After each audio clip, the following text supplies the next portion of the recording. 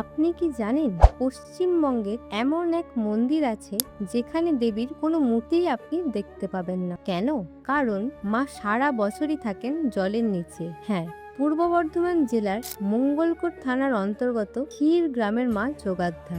এটি ৫১ সতীপীঠের অন্যতম জাগ্রত ও পবিত্র এক পীঠস্থান। কথিত আছে এখানে পতিত হয়েছিল দেবীর ডান পায়ের বৃদ্ধাঙ্গুল। ত্রেতা যুগে মহিরাবণ বধের পর মায়ের আদেশ অনুসারে হনুমানজি স্বয়ং পাতালপুরী থেকে দেবীকে উদ্ধার করে এই স্থানে প্রতিষ্ঠা করেন। তবে আজকের যে মূর্তিটি বিশেষ তিথিতে পুজো হয় সেটি কিন্তু তৃতীয় মূর্তি। বারবার জলে নিমজ্জিত করার ফলে দ্বিতীয় মূর্তি হারিয়ে যায় এবং তখন বর্ধমান মহারাজ কীর্তিচাঁদের আমলে দাঁইহাটের নবীন ভাস্কর এই তৃতীয় মূর্তি তৈরি করেন।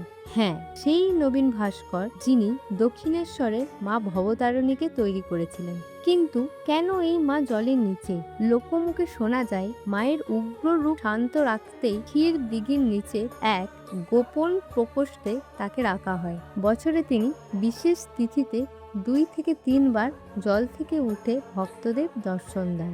মা যোগাধ্যা আসলে কে?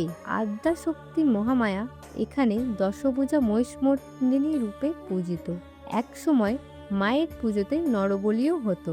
এখন সেই প্রথা নেই, তবে নররক্ত থেকেই যায়। এক বিশেষ সম্প্রদায়ের মানুষ সামান্য দেহ রক্ত প্রদান করার পরই মায়ের পুজো আরম্ভ হয়। প্রচলিত আছে মা স্বয়ং বালিকা রূপেও এক শাঁখারীকে দর্শন দিয়ে তার থেকে শাখা পড়েছিলেন। মা ক্ষীরগ্রাম সহ পার্শ্ববর্তী আরো কয়েকটি গ্রামেরও রক্ষাকর্ত্রী। মা দিঘিতে নিমজ্জিত থাকলেও তিনি সর্বত্র বিরাজমান। তাই মায়ের আরাধনায় আজ সকলের কণ্ঠে উচ্চারিত হোক জয় মা যোগাধ্যা, জয় মা মহামায়া, জয় মা মহিষমর্দিনী, জয়।